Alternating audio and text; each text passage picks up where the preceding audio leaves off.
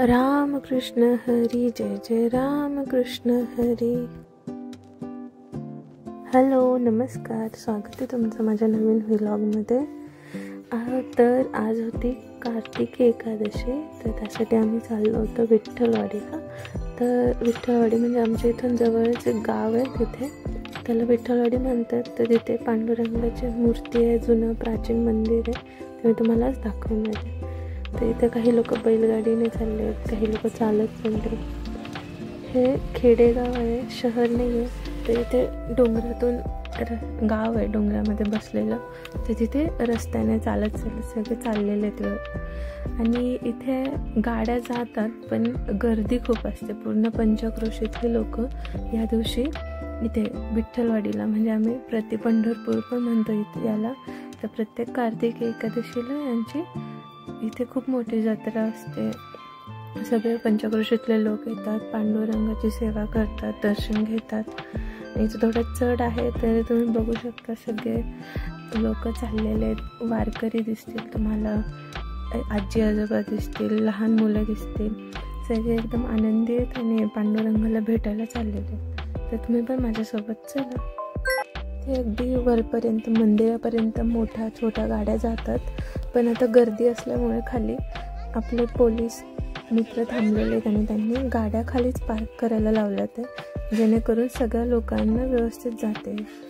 तर इथे त्या दिवशी दुकानं पण दिसतील वेगवेगळी। इथे रेवड्या ठेवलेल्या आहेत, मला माहीत नाही तुम्ही याला काय म्हणता, पण आमच्याकडे लाल शेव किंवा रेवड्या म्हणतात। तर खूप आनंदाने खातात सगळेजण। इथे तुम्हाला वेगवेगळी दुकानं बघायला आहेत। काही लोक गॉगल घेऊन विकायला बसलेले आहेत, पोस्टर्स आहेत वेगवेगळे, लहान मुलांचे खेळणी दिसतील, चपला दिसतील। आधी सुद्धा असंच असायचं लहान असताना, पण तेव्हा एवढ्या मोठ्या प्रमाणावरती दुकानं नसायची, तर बेसिक गोष्टी असायच्या। आता थोडंसं जास्त झालं। ते बघू शकता, आपण कमानीतून आत चाललेलो आता। इथे तुम्हाला मंदिर दिसेल थोड्याच वेळात, आणि आता लाईन आहे, लाईन लागली आहे पूर्ण। इथे गर्दी इतकी होती की दर्शन घेण्यासाठी खूप मोठी रांग लागलेली। आणि इथे वेगवेगळे दुकानं वगैरेमुळे पण थोडीशी गर्दी होत होती, पण तरीसुद्धा सगळे लोक आपल्या पांडुरंगाला भेटण्यासाठी आनंदाने चालले होते। चला तर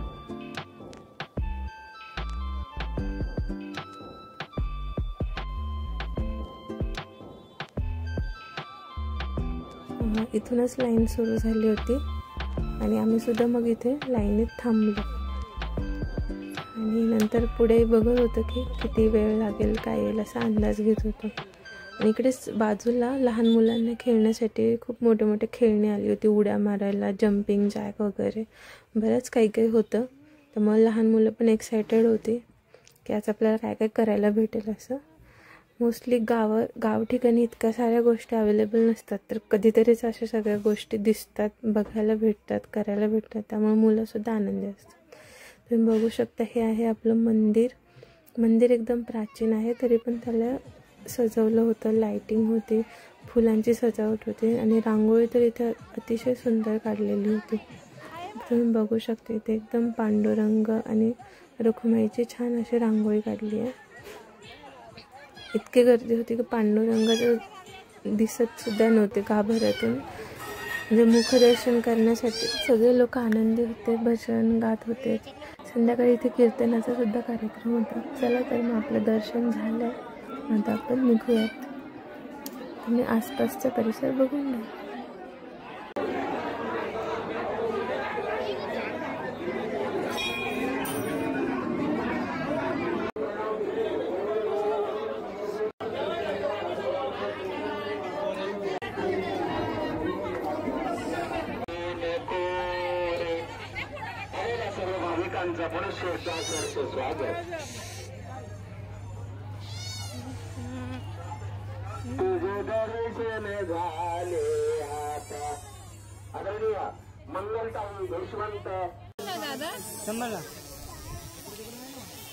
व्हिडिओ आवडल्यास काका सबस्क्राईब करायला विसरू नका।